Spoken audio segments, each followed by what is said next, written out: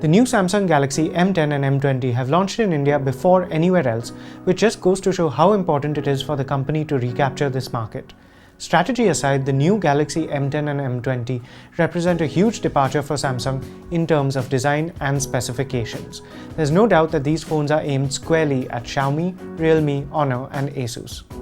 Today, we have the more capable and higher priced of the two models, the Galaxy M20, for review. Let's find out whether Samsung's gamble has paid off and whether it's finally managed to get its price, features, and performance right.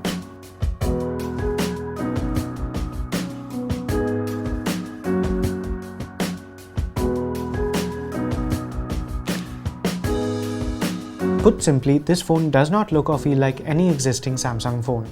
It's extremely generic and could pass off for something from any of a handful of other manufacturers.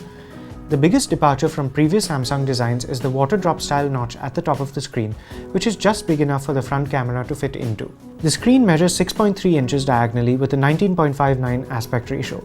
It also has rounded corners in keeping with current trends. The top and side borders around the screen do look narrow, but the sides of this phone bulge outwards considerably. This helps allow the earpiece to be placed within the frame above the screen notch. There is an ambient light sensor, but it can't be seen. The proximity sensor is to the left of the notch, and that placement doesn't seem to have hurt its functionality. Our Galaxy M20 review unit is the ocean blue color variant, which does stand out. It's quite dark with a glossy finish and a very fine graining pattern that gives it some depth, though it does feel plasticky. We're happy to note that despite being glossy, the rear of this phone isn't slippery at all. The sides are rounded, but it is bulky overall thanks to its big battery. It's also quite thick and heavy, and we felt the weight after using it for extended periods. The Galaxy M20 has a USB Type-C port on the bottom and a fingerprint sensor on the rear. We found the sensor to be a bit too high for our index fingers to reach comfortably when holding this phone. It has dual SIM support with dual VoLTE, and you can use LTE on either SIM at any time. There's a dedicated slot for a micro SD card in the SIM tray. Overall, while the Galaxy M20 doesn't have much of an individual identity, it should be more than enough to take on its competition in the sub 15,000 rupee market. The most interesting thing on the Galaxy M20 spec sheet is its brand new Exynos 7904 processor. This oddly named unit was launched less than 2 weeks ago and was designed specifically for the value smartphone market in India. The Galaxy M20 is available with either 3GB of RAM and 32GB of storage for 10,990 rupees or 4GB of RAM and 64GB of storage for 12,990 rupees, which is the variant we have for review. There's a 5000 mAh battery, and Samsung says that the bundled 15-watt charger will fill it up quickly. Battery life in everyday use was extraordinarily good. We started our day unplugging the phone at around 8 AM, and after a day of above average use, we had about 60% left in the evening.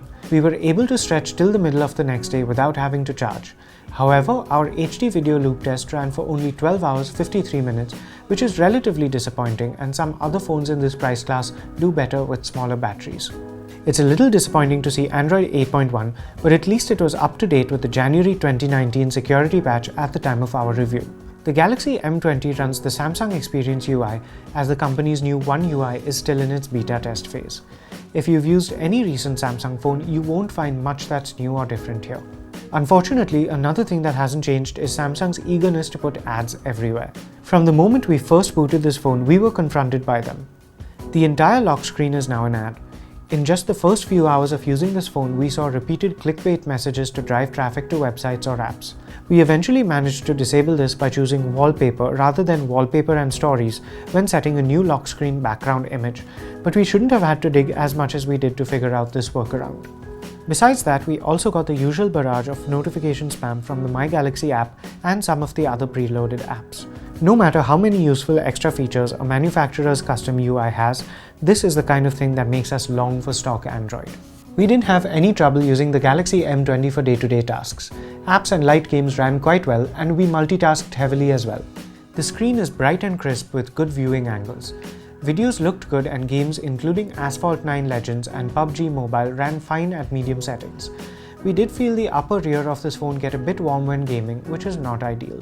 The primary rear camera is a 13-megapixel unit with an f1.9 aperture, while the secondary camera has a 5-megapixel sensor and 120-degree field of view.